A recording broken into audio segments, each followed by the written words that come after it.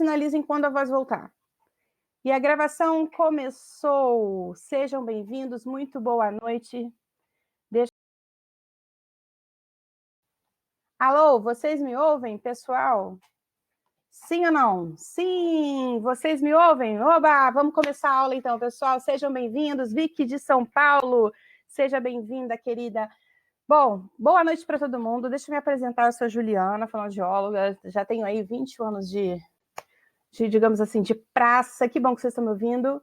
Já tenho trabalhado bastante aí na fono. Atualmente eu trabalho no Hospital Albert Einstein em São Paulo e eu também trabalho no setor de investigação de doenças neuromusculares da Unifesp, mais especificamente no ambulatório de esclerose lateral amiotrófica, junto com o grupo da Abrela, né? Inclusive, ontem a gente teve evento, a gente fez uma caminhada e uma cadeirata que funcionou no Brasil inteiro, foi muito legal. Enfim, depois eu conto isso aí, é uma outra história. Mas a gente está aqui hoje para falar de bandagem, e eu quero agradecer algumas pessoas. Eu quero agradecer primeiramente a professora Renata, que foi, eu acho que a pessoa que me incutiu essa ideia, né? Na verdade, quando eu fiz o primeiro webinar, a Renata falou assim, Ju, esse webinar é público, é gratuito, como funciona? Eu falei assim, não, é só para os alunos que já fizeram meu curso, eu faço uma espécie de educação continuada.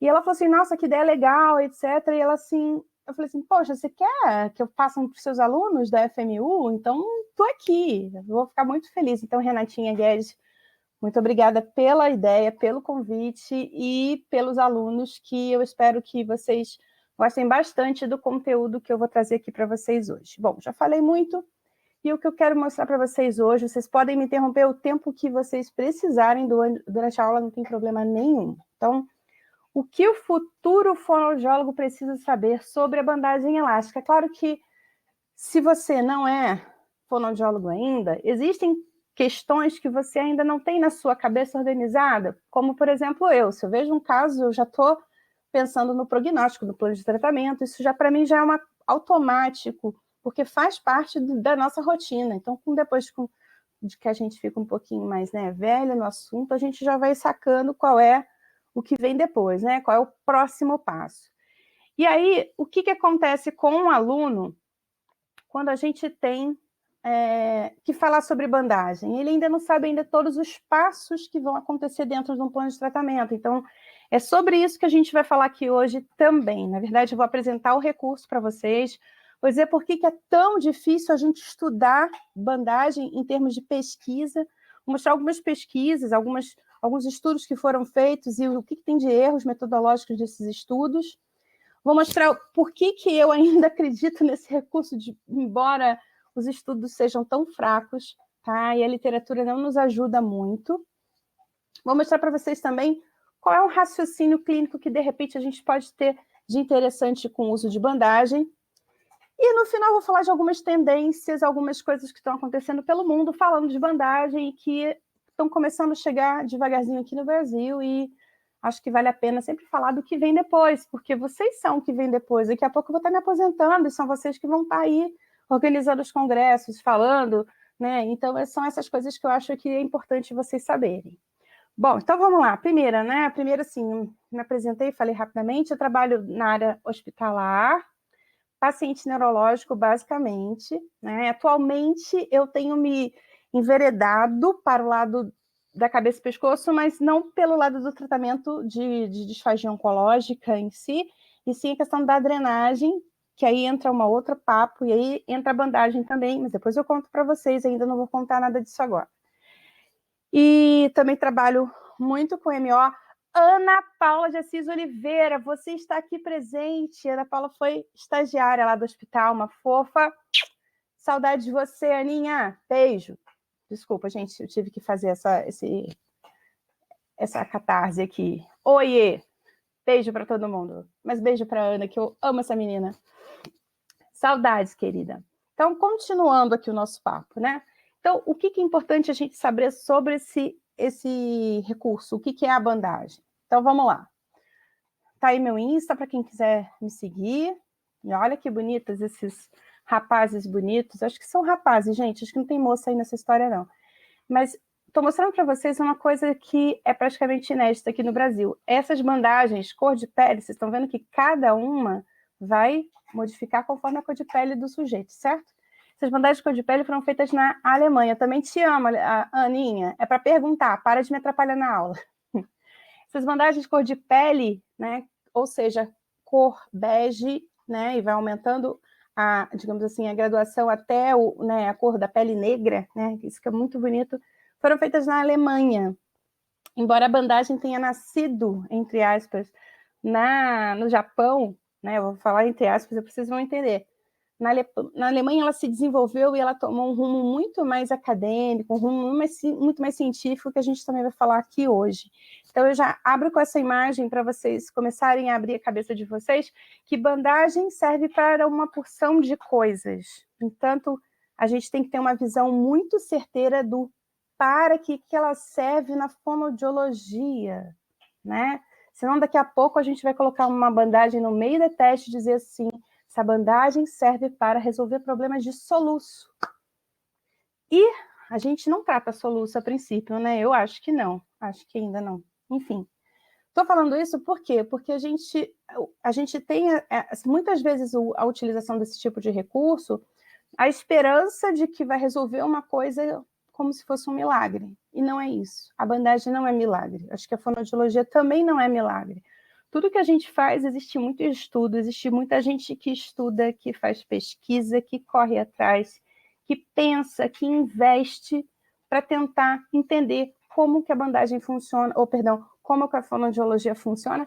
E aí o que acontece? A gente não pode pensar que fonoaudiologia é milagre, ou bandagem é milagre, que de repente você coloca uma bandagem no meio da testa da pessoa, a pessoa vai, sei lá, ficar mais inteligente. Seria maravilhoso se isso fosse verdade, mas isso não seria fonoaudiologia.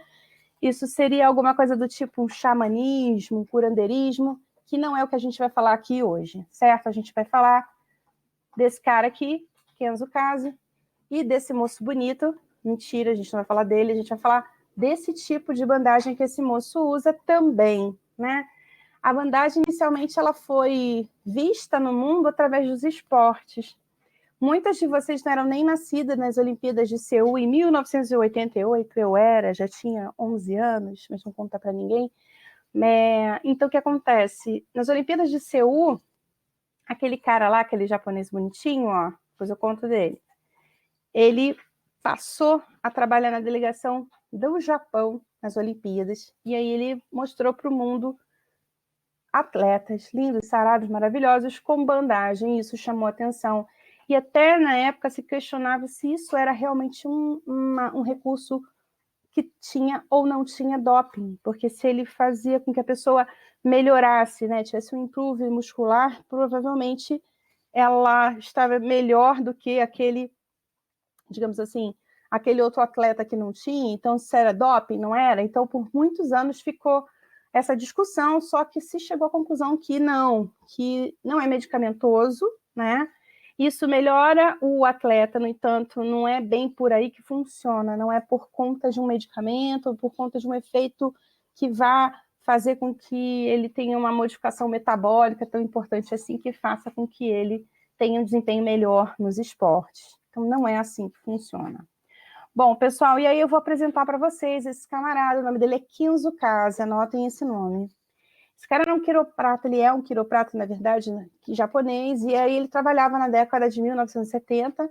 Eu não era nascida, mentira, eu nasci em 77, mas vocês com certeza não, eram nascidos em 70, né, 1970, né, na década de 1970, e ele trabalhava no Japão como quiroprata. Alguém aí já foi no quiroprata? Então, o quiroprata trabalha com dor. Ele foi trabalhando com os pacientes dele, os pacientes saíram maravilhosos do consultório, só que quando eles voltavam, o que acontecia? Voltavam com as mesmas forças musculares erradas, as mesmas formas de pisar errada, as mesmas formas de se movimentar errada. Ele falou assim, eu preciso de alguma coisa que faça com que essas pessoas se movimentem melhor e que mantenham aquela movimentação. Aí foi que ele sacou que a bandagem podia ser essa coisa. E a partir de então, não é que ele tenha inventado a bandagem, quero que fique bem claro isso, mas ele começou a desenvolver a bandagem que a gente tem hoje, tá? Porque a bandagem que a gente tem hoje, ela tem uma tecnologia um pouco diferente da bandagem que a gente tinha antigamente. Primeiro que a bandagem inicialmente eram bandagens rígidas, que era esparadrapo, eram bandagens desse nível. Tanto que existe uma técnica japonesa chamada spiral tape, né, que é veio do esparadrapo e que tem a ver com bandagem, mas é uma bandagem rígida, não é bandagem elástica, que é o que a gente está falando aqui. E aí o Kenzo inventou um método chamado kinésio taping, né? Ou seja, a fita que proporciona o movimento. E ele inventou esse método nessa década de 1970, era 74, 75, e aí ele começou a divulgar isso dentro dos hospitais que ele trabalhava. Só que o negócio só foi, digamos assim, ganhar um vulto mundial, ganhar um vulto digamos assim, de eficiência, ou enfim, quando o negócio foi para o esporte, que apareceu nas Olimpíadas, né? Nas últimas Olimpíadas, vocês vão se lembrar, não tinha bandagem, que existia, até tinha alguma coisa de bandagem, mas tinha muito daqueles, ó. Vocês lembram aqueles copinhos de ventosa? Então, nas últimas Olimpíadas foi o boom, né? A ventosa foi o boom das últimas Olimpíadas. Na década de 1988, né, de 1980, a gente teve as bandagens aí como, ó, o que seria isso? O que é isso, né? Então, falando um pouquinho do Kenzo, ele foi lá para a década de 1990 para os Estados Unidos, fundou a Kinesio Tape Internacional, que é a KTA, né, Kinesio Tape Association, e aí ele fundou e falou do método, e esse método se difundiu pelo mundo inteiro. Só que, além disso, outros métodos começaram a melhorar esse método. Então, na verdade, o que era um método original da Kinesio Tape Internacional passou a ser divulgado de outras formas, para outras populações, para outras pessoas, e isso foi crescendo de uma forma tal que chegou ao ponto da gente... Oi, Rê! A Rê chegou! Seja bem-vinda! Seja bem-vinda, Rê!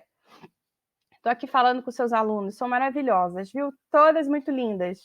Amei, já somos amigas de infância, todas nós. Rê, deixa eu só te falar uma coisa. Temos aqui, olha, alunos de Sergipe, olha que lindo, Poços de Caldas, temos alunas de São Paulo, muito obrigada a todo mundo, que minhas amiguinhas que vieram de outros colegas, outros professores que indicaram seus alunos para essa aula, né? Mas eu falei para eles que essa aula aconteceu para os seus alunos da FMU e por eles, na verdade. Então, eu estou aqui fazendo uma festa com todo mundo, né? A bagunça é com todo mundo. Então, voltando aqui para o Kenzo, senão eu fico de fofoca com quem aparece, vocês já perceberam. E aí, o que acontece? Kenzo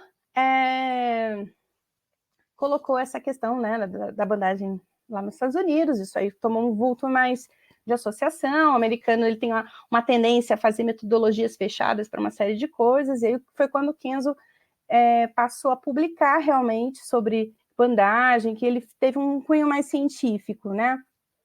E aí, o que acontece? Nesse meio tempo, a bandagem se difundiu, né? A gente tem um método muito forte chamado KT na Alemanha, né? KT Tape, né? Qualquer semelhança, mera coincidência, mas é um método muito forte que ele abriu novas vertentes para estudo de bandagem. Então, assim, aquele método original que o Kenzo fez lá em 1970 e poucos, ele já está um pouco totalmente ultrapassado, tanto que hoje a Kinesio Tape Internacional, ela ensina outras coisas, ela ensina um método muito mais amplo, com muito mais possibilidades de uso para os profissionais que procuram a formação em bandagem, mas para frente eu vou falar um pouquinho mais disso. E aí, eu não falei, né? Eu falei que eu, na verdade, sou formada pela Kinesio Tape Internacional como CKTP, sou Kinesio Taping Practitioner, sou praticante de Kinesio Tape. E aí a gente tem, no mundo inteiro, apenas 4 instrutores da Kinesio Tape Internacional fonoaudiólogos. Então, deixa eu explicar uma outra coisa. Há muito pouco tempo, na verdade, eu fui a primeira fono aqui do Brasil a ter esse certificado de CKTP pela Kinesio Tape Internacional. Quando eu fiz a Paula Toledo já tinha feito KT1, KT2, KT3. Alguns outros profissionais já tinham feito KT1, KT2, KT3. A Renata Konik entrou agora, já tinha feito KT1, KT2, KT3. E aí eu fiz o KT4 e fiz a prova para certificação da Kinesio Tape Internacional. E aí foi uma coisa muito legal, porque a partir disso eu comecei a estudar outros métodos e estudar com outros professores também, e você tem uma visão muito mais completa do recurso.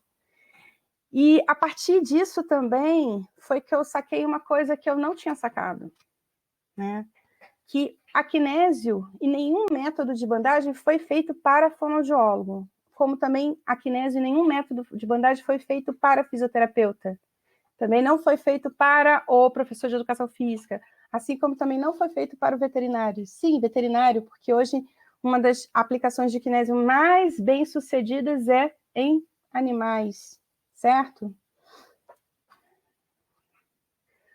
A Renata colocou, está apanhando do computador. Começamos sim, deixa eu escrever só para ela aqui que sim.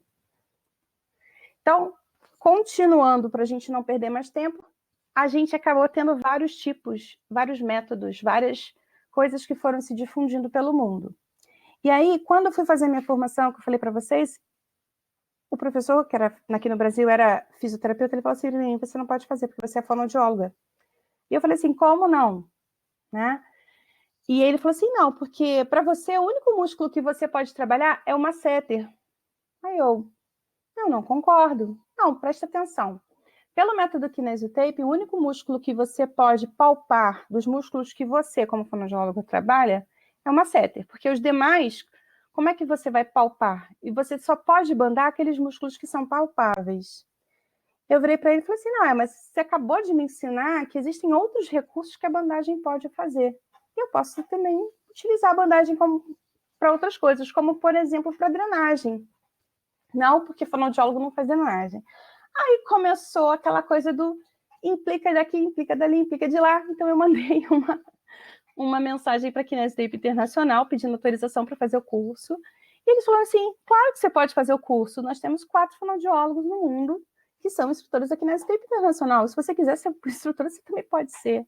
Então eu falei, bom saber. E aí com esse documento eu fui fazer o curso. E hoje em dia o curso é aberto para todos os profissionais, inclusive terapeuta ocupacional, já vi dentista fazendo, já vi outros profissionais fazendo, então, só para vocês terem ideia que existe essa heterogeneidade dentre a questão da kinesiotape, né? Só para vocês verem aí nesse slide, eu coloquei de propósito, a foto pretinha aí, onde tem uma pessoa correndo, é da fita da KT Tape, né? Esse método alemão que eu falei para vocês.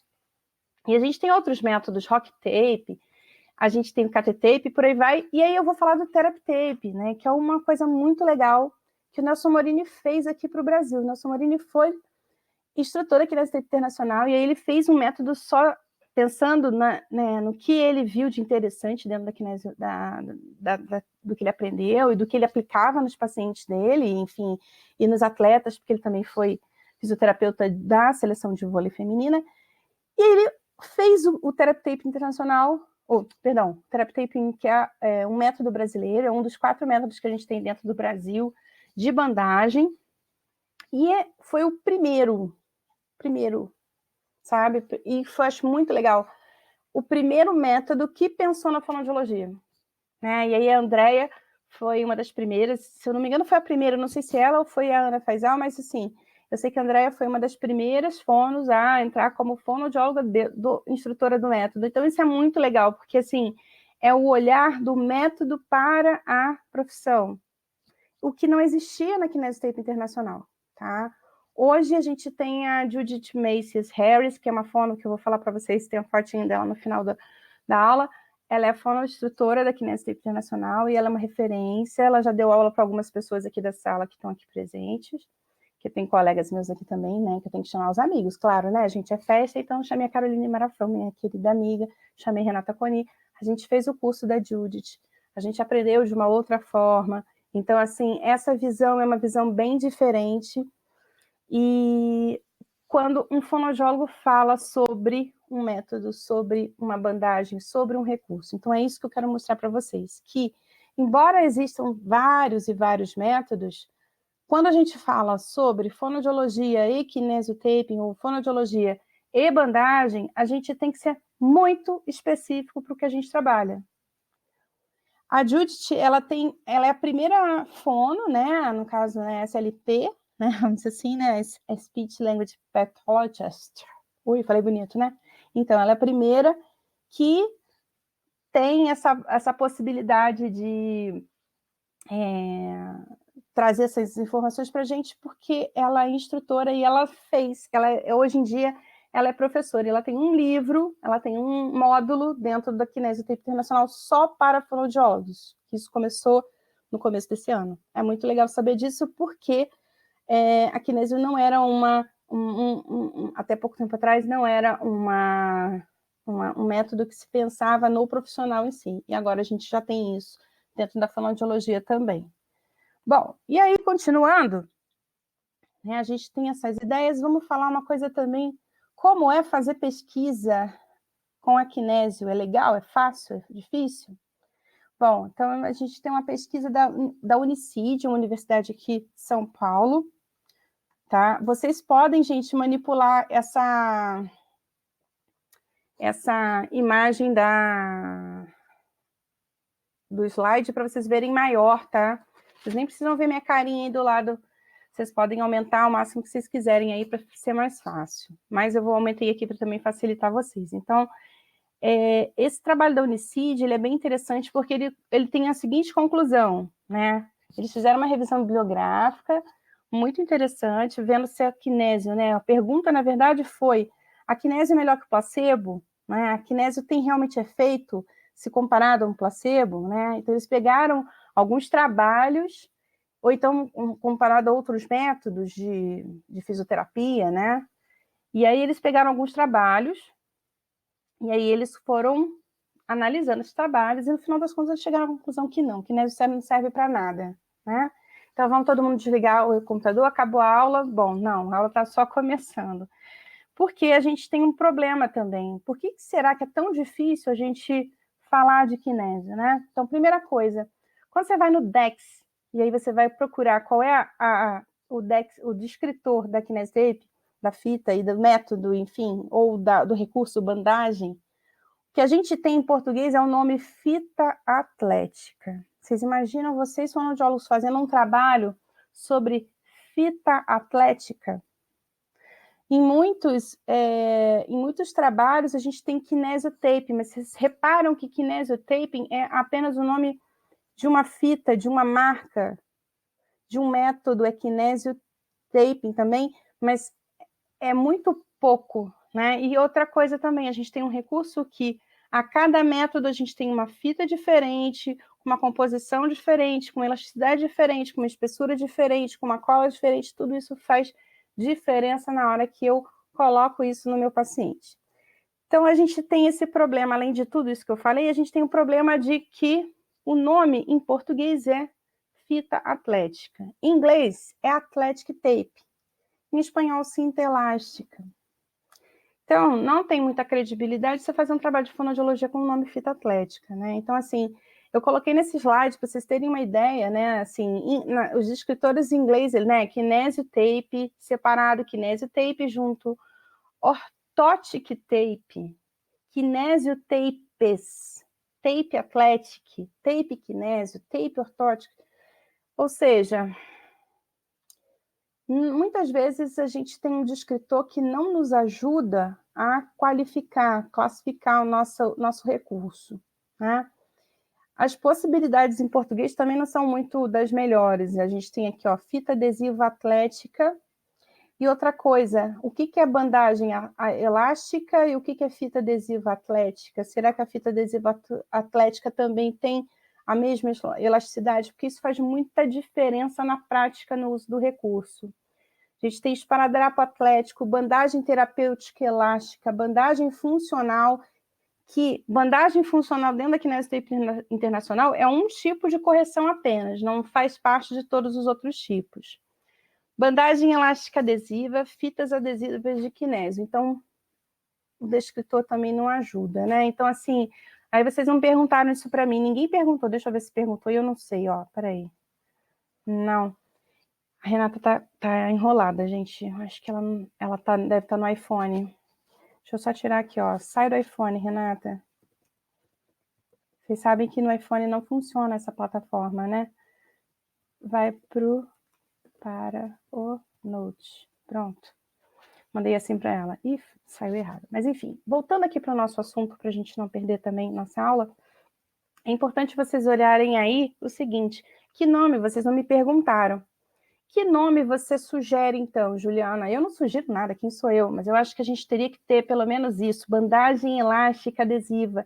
Isso teria que estar fita elástica adesiva, acho que seria até uma possibilidade, mas fita ainda é um nome muito, muito difícil da gente utilizar dentro do recurso da bandagem. Mas fica o pensamento e fica para a gente tentar fazer um raciocínio sobre o assunto. Bom, na fonoaudiologia, como é que a gente faz essa bagunça, né? Como é que a gente usa esse recurso? Será que tem alguma forma da gente fazer um raciocínio com uma metodologia fechada, onde a gente pode reproduzir essa metodologia, onde a gente possa ganhar essa metodologia do ponto de vista de desempenho para o nosso paciente, mas a gente pode provar que isso acontece? É fácil fazer isso? Ai, gente, é tão difícil, vocês não têm noção como é difícil. Então, eu vou mostrar para vocês alguns trabalhos, mas antes disso eu vou falar para vocês os efeitos da bandagem, né? Porque eu estou falando do que é bandagem, quem foi o cara que criou, de onde vem tudo isso, o que é o descritor, né? Para a gente pensar. Então, vamos dar uma olhada aqui, olha, quais são os efeitos da bandagem elástica nos sistemas. Esse que eu acho que é o pulo do gato da Kinese Internacional. Por quê? Porque ela fala o seguinte, ó, a bandagem pode fazer o trabalho em várias coisas, não é só no músculo, tá? Isso que eu falo que é o pulo do gato para a gente, por quê? Porque a gente sai daquele raciocínio de que a gente vai trabalhar o músculo em si. Por quê, gente? Porque, assim, vocês já tentaram palpar todos os músculos da face? Pensem nisso e vão para as aulas de vocês amanhã, desafiando os professores de vocês a fazer isso, ajudar vocês a palpar cada um dos músculos da face. Não é tão simples você palpar os músculos da face, os músculos externos, pelo menos, né? Pensando, né, na mímica facial, basicamente, e você conseguir identificar certeiramente onde a origem e inserção em cada pessoa. E para você fazer uma bandagem pensando no músculo, você tem que saber aonde é a origem, aonde a inserção, e você tem que colocar a bandagem de uma forma onde você tem uma âncora antes da origem, uma âncora depois da inserção, ou vice-versa, né? Então, para isso, que músculo? Era isso que o meu professor falava lá na Kinese, que eu falava assim, que absurdo, né? Mas ele não estava errado, porque, na verdade, se eu não consigo palpar os outros músculos além do masseter, né? Eu posso, talvez, saber onde está o orbicular, inferir que eu tenho aqui, olha, um zigomático que está fazendo esse vetor de movimento, né? E esse vetor de movimento são, na verdade, eu tenho dois zigomáticos, um maior e um menor, que estão nesse vetor de movimento. Eu posso inferir pelo movimento que existe, né? E quando o movimento não existe, é fácil assim? Não, não é nada fácil, porque o músculo está totalmente alongado, está totalmente relaxado, sem movimento nenhum, sem contração nenhuma, e eu não tenho como fazer essa inferência. É muito difícil. Então, o que a gente realmente usa essa bandagem para fonoaudiologia? E aí, pensando em músculo, eu vou falar para vocês assim, se eu for pensar propriamente no músculo, eu tenho uma bandagem basicamente para usar dentro da motricidade oral, né? Paralisia facial, que mais? A gente pensa de uma forma mais específica, em algumas alterações específicas também, dentro da motricidade orofacial, trabalhando nas alterações de boca e por aí vai. Então, vamos pensar juntos aqui, que eu quero fazer esse raciocínio junto com todo mundo. Ó, pensem comigo aqui. O método Kinesi-Tape, ele diz que a gente pode afetar alguns sistemas relacionados com a pele. Que sistemas são esses? E hoje em dia a gente tem um raciocínio muito maior, né? De falar de fáscia. Quando eu me formei, ninguém falava para mim o que era fáscia. Eu só vim aprender o que era fáscia na kinésio, no momento que eu comecei a estudar kinésio. E aí, assim, o que é a fáscia, né? Que é um tecido conjuntivo de revestimento que reveste vísceras, reveste os músculos, reveste uma série de coisas. E assim, quanto mais a gente estuda fáscia, mais a gente pensa em questões que a gente deveria realmente saber sobre a face que a gente não sabe, né? Então, depois a gente vai falar sobre isso, não é o momento agora.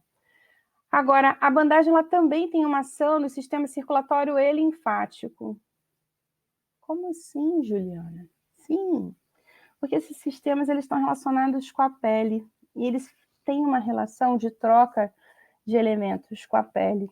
Então, a gente tem como mobilizar esses elementos que estão nesse sistema conforme o uso da bandagem.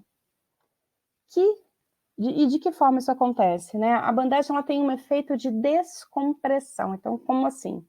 Eu coloco a bandagem na pele, pensando nesse efeito, né, de sistema circulatório linfático, eu consigo fazer isso aqui, olha, não dessa forma tão exagerada, mas eu consigo elevar a pele, aumentar esse espaço entre a pele e os tecidos subjacentes para que esses líquidos da derme, esses líquidos do sistema circulatório linfático andem por essa pele. Então, a gente tem coisa para fazer aí, relacionando os tecidos do sistema circulatório linfático também.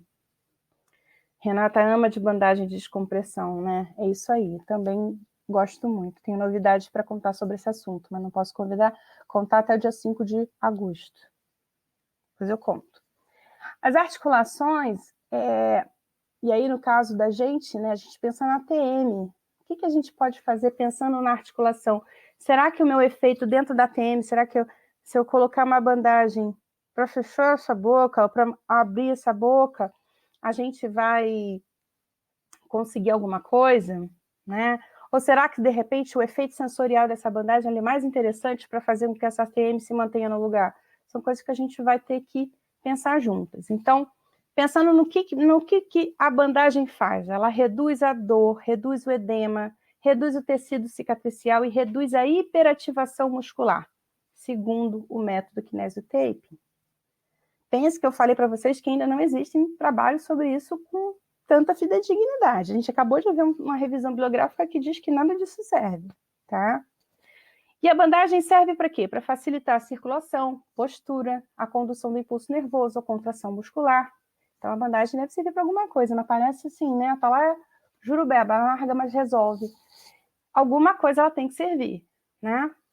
Bom, então, o que a Kinesiotape Internacional finalmente fala sobre os efeitos da bandagem no sistema? Ele diz que a bandagem pode facilitar a inibir a ação do músculo, gera aferência na pele, ativa o sistema anestésico endógeno, alinha e facilita a mobilização da face, permitindo que músculo se movimente melhor, que pele se movimente melhor e que digamos assim, os líquidos circulantes nessa região também se mobilizem melhor, né?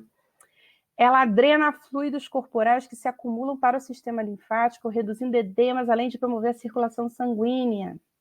E pode estabilizar articulações, facilitando as suas funções. Então, pensando no método Kinesiotape, ele coloca esses 5 efeitos como efeitos primordiais do uso de bandagem, né? E existem trabalhos sobre os assuntos, mas tá aí na fonoaudiologia como fica, né?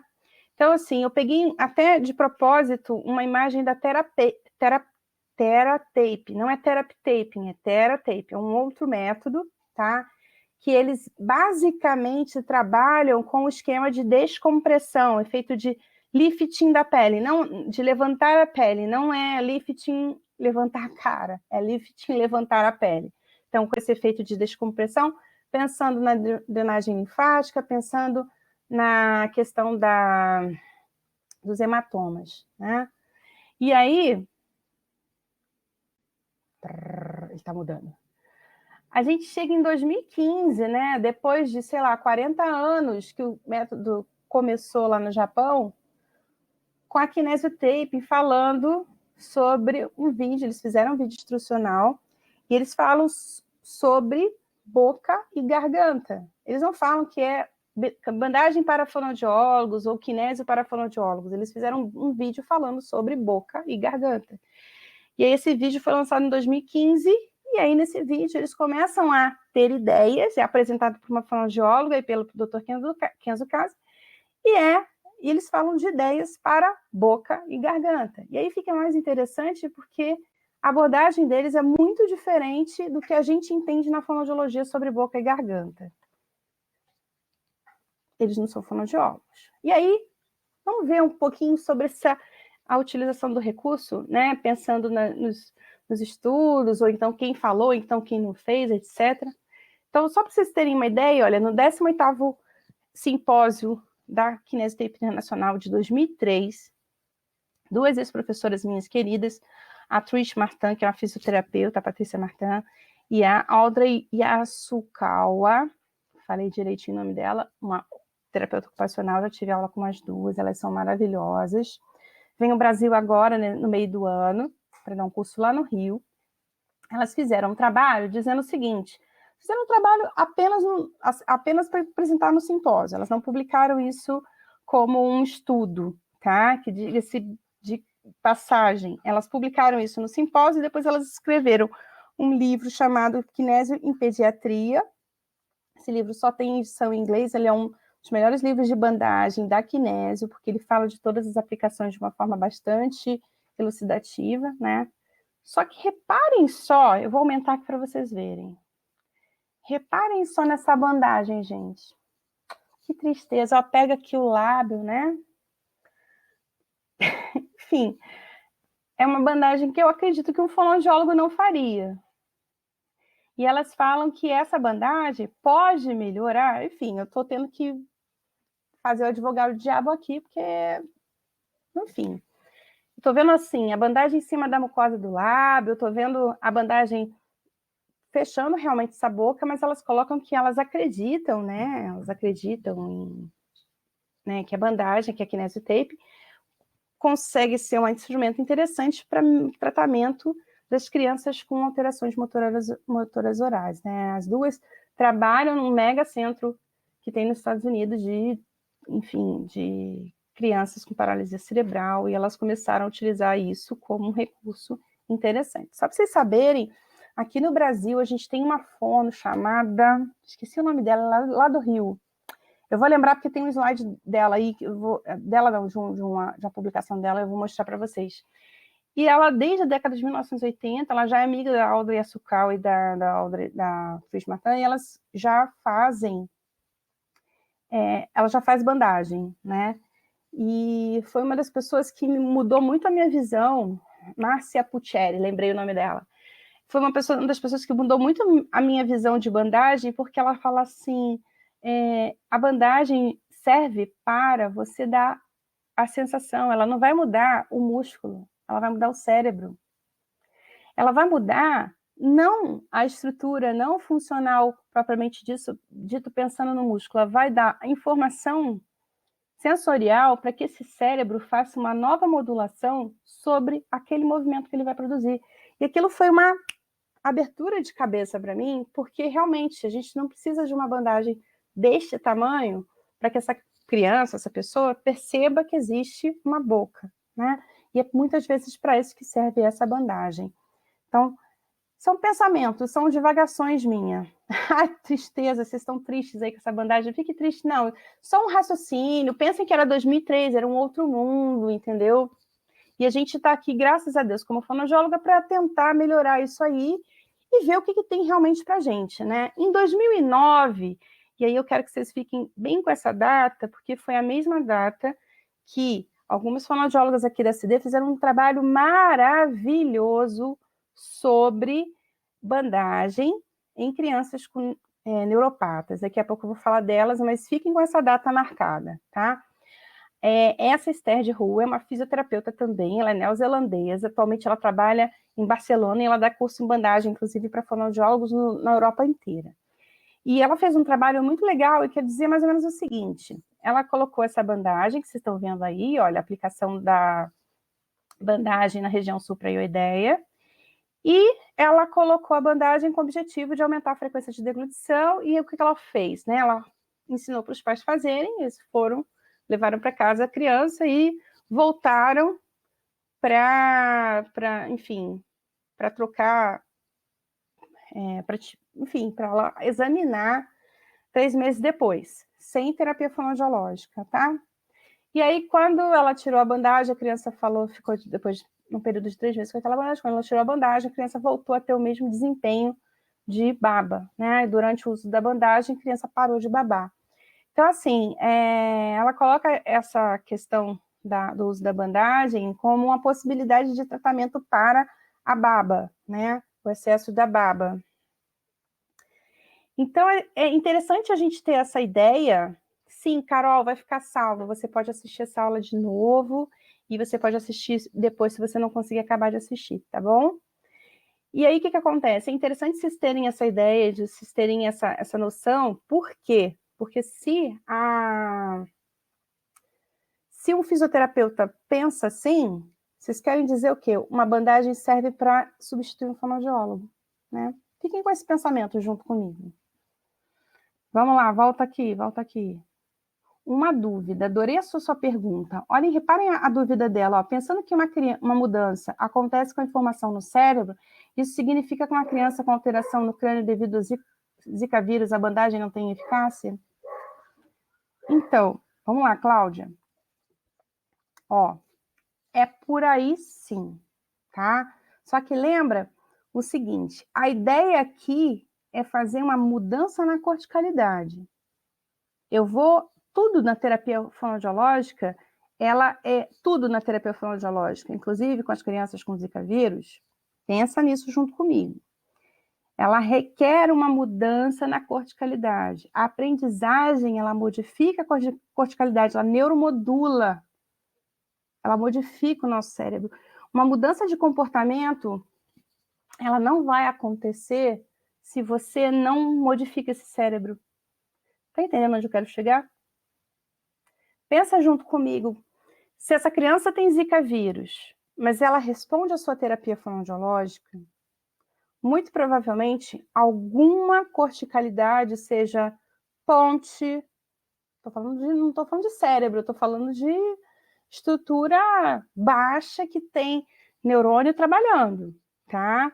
Mesencéfalo, diencéfalo, talvez a gente não esteja falando de encéfalo para essas crianças, mas alguma estrutura mais baixa que responda. Então, assim, é isso que eu quero deixar muito claro para vocês. Eu gostei muito da sua colocação e seria muito simples eu falar para você também que essa criança não vai responder à terapia fonoaudiológica, que ela não vai responder ao uso da bandagem e que ela não vai responder a nada.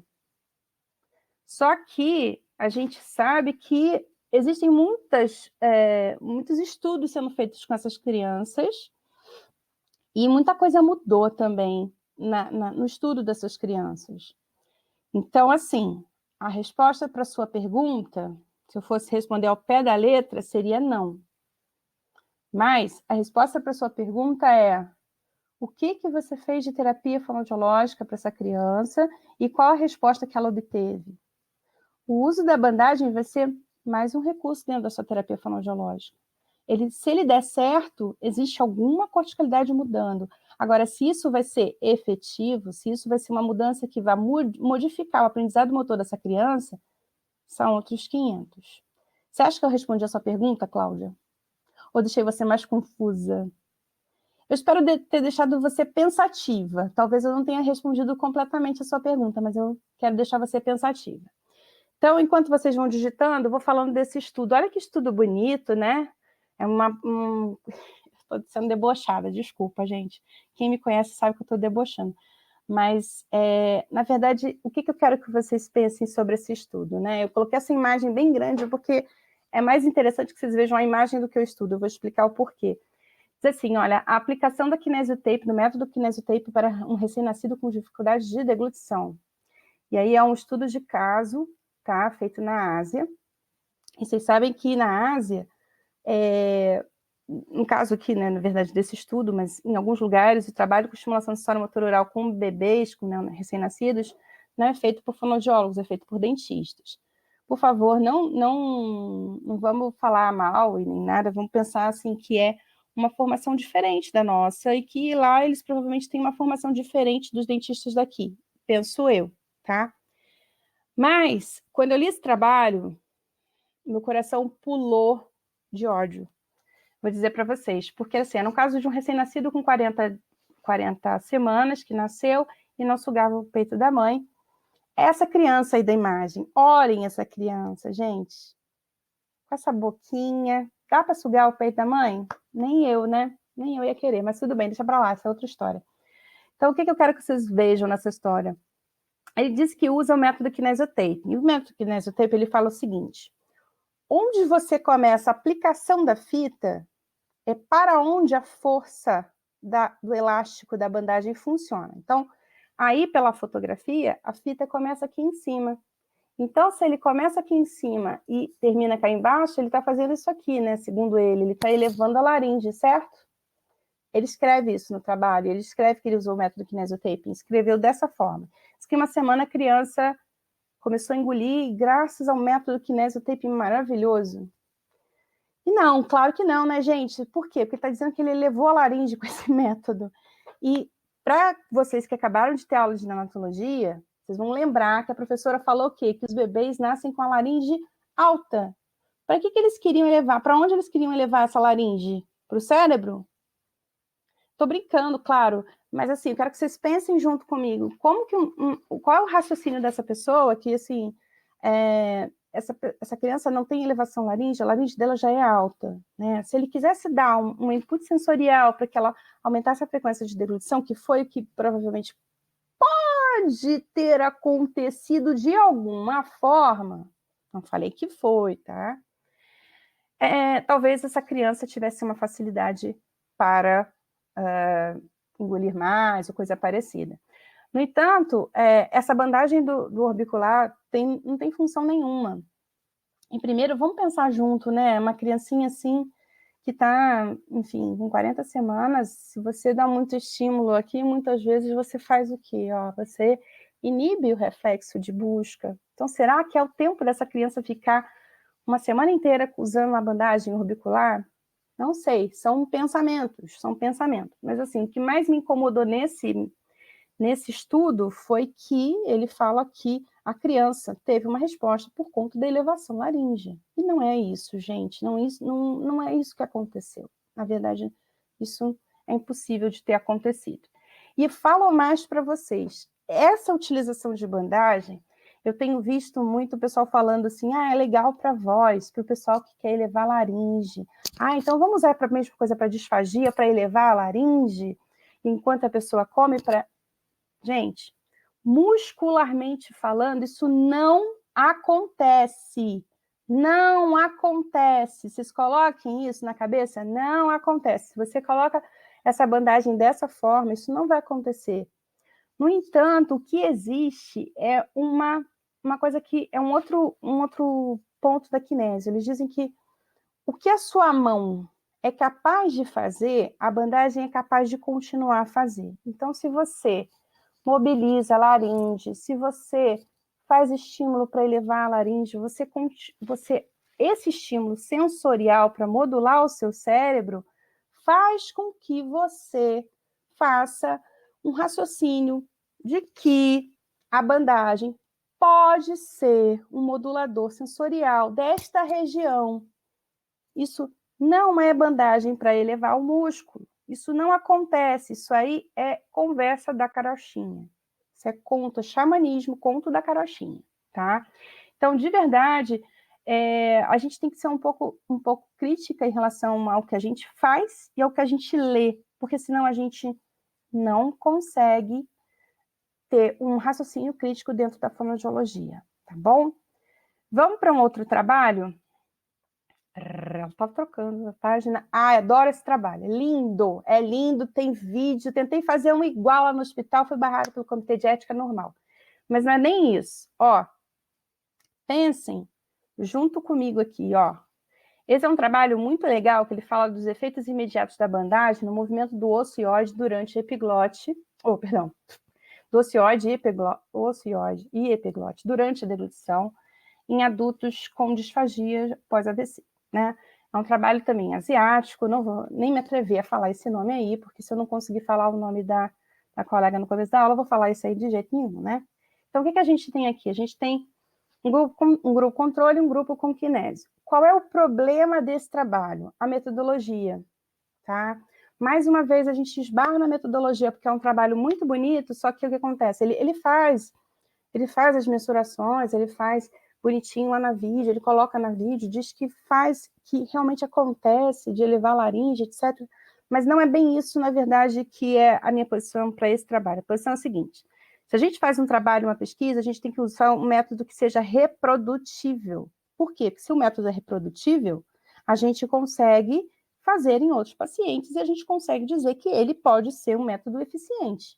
Não é o caso desse trabalho, porque eles fazem uma descrição muito breve do que é feito com o paciente, que é bandagem à região supraoideia. É a única descrição que eles fazem. E é uma descrição pobre. Um outro problema com o uso de bandagem, principalmente dessa bandagem de deglutição, ou em alguns métodos, por exemplo, o método alemão da KT-tape, eles patentearam e chamaram de S-tape, né, swallow tape, né, bandagem de deglutição. E quando eles fizeram essa pesquisa, o que eles fizeram? Né? Eles colocaram aquela bandagem de Milo em 5 centímetros, se eu não me engano. Só que, por exemplo, eu fofa desse jeito, com essa gordurinha deliciosa aqui embaixo. Você, aí tem a nossa amiga ali, Caroline, magrinha, modelo esbelta. E aí eu tenho uma face mais gordinha, ela tem uma face mais longilínea. A outra tem uma face que aqui nessa região, a mandíbula dela é mais aberta, e por aí vai. Essas diferenças faciais, não dá para a gente pegar e usar o mesmo pedaço de bandagem, o mesmo tamanho de bandagem, com Caroline, com Renata, com Marisol, com Maíra, com Daiane, com Juliane, e por aí vai. Então, assim, a ideia, gente, é que a gente, quando a gente tem um estudo, a gente tem que ter um método que seja possível reproduzir. Não é isso que acontece nesses estudos, infelizmente. Né? Vocês estão chateados comigo, né? Pois é, não fiquem chateados comigo. Eu estou contando a realidade para vocês. Realidade nua e crua. Aí, finalmente, a gente tem um trabalho brasileiro que faz uma coisa muito legal. Olha, finalmente tem uma coisa legal no meio da história. E aí, é diferente do que acontece no resto do mundo. Os trabalhos brasileiros, eles nunca desassociam, assim que fala, acho que está errado, mas tiram a associação entre bandagem e fonoterapia.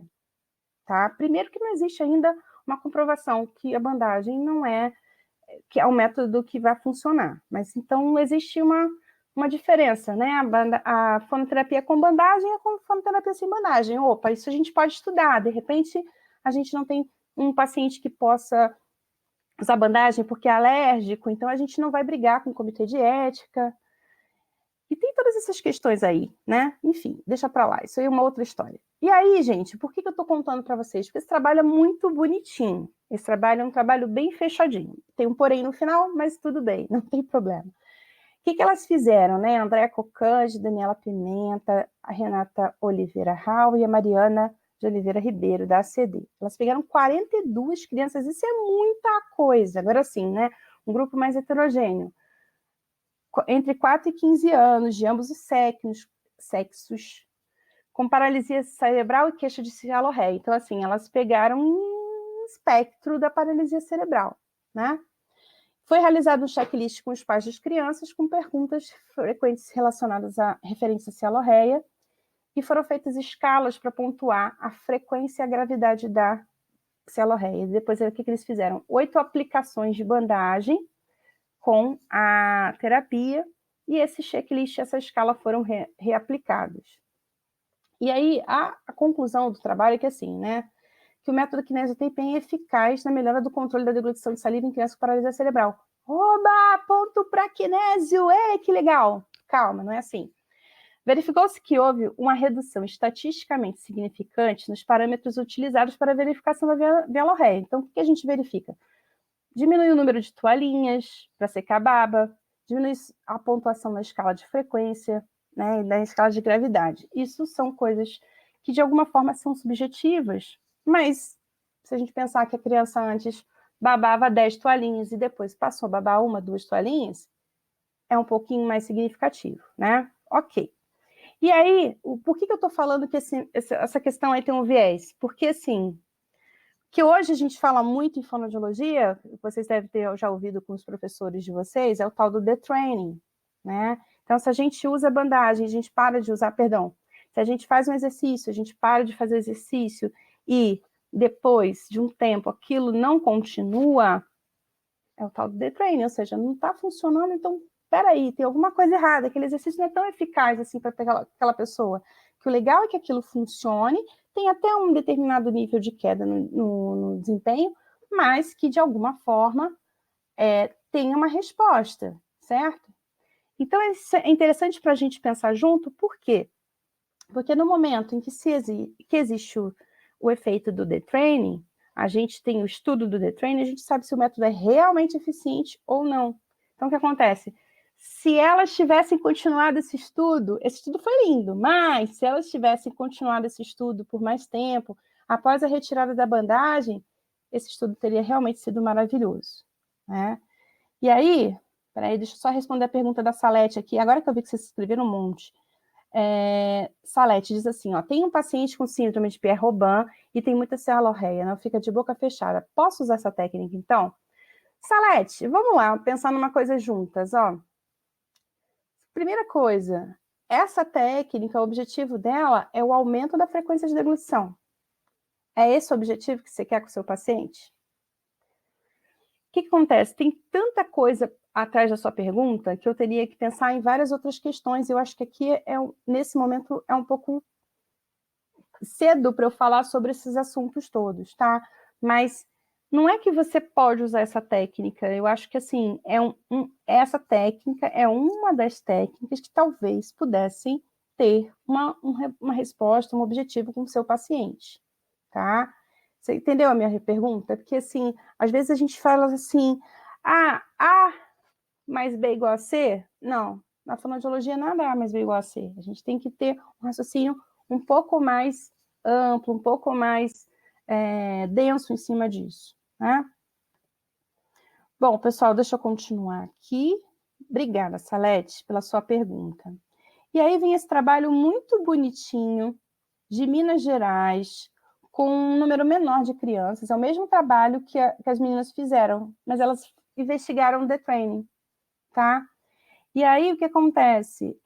No momento que elas investigam o detraining, elas falam assim, olha, no momento em que ele parou de usar a bandagem, ele voltou a ter o desempenho dele ruim, de alguma forma.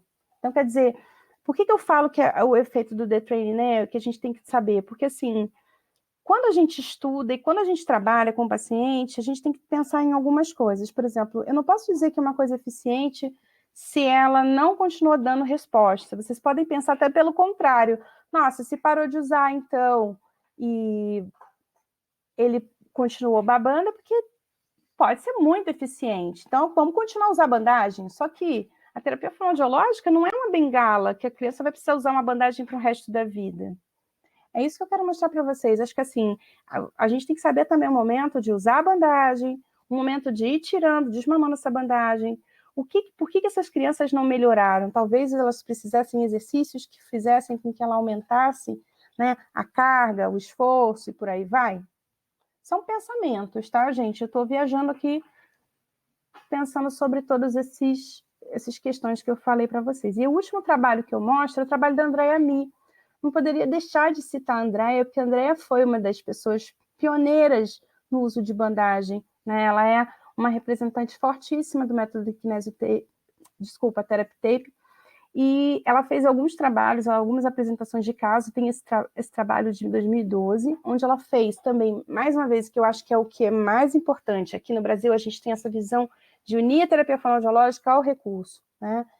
E o método, né, usando o método Therapy Taping dentro das concepções do método, que são diferentes concepções do método Kinesio Taping, associando isso à terapia fonoaudiológica, foi eficiente para o paciente em questão. Era um paciente PC, com 2 anos, e, enfim, ela fez a terapia associada. Então, são essas questões que a gente tem que saber sobre bandagem. A bandagem sozinha, ela não serve para nada, né? Bom, faltam 2 minutos para a gente acabar, né? Eu não me dei conta que eu fui viajando aqui muito com vocês, divagando nas ideias. Posso ultrapassar 10 minutinhos? Vocês deixam? Vocês deixam ultrapassar 10 minutinhos? Que a gente também teve umas intercorrências no caminho. Vocês deixam? Vocês deixarem? Claro, claro. Ah, então tá. Muito obrigada. Ah, bonitas. Obrigada. Já que vocês insistem, ok, então vamos lá. Ultrapassar 20, então. Que delícia. Tudo bem, vamos lá. Esse aí foi um trabalho que eu fiz. Obrigada, Salete. Obrigada. Quantos minutos que eu quero? Gente, eu falo até amanhã, senão vocês viram que eu gosto de falar, né?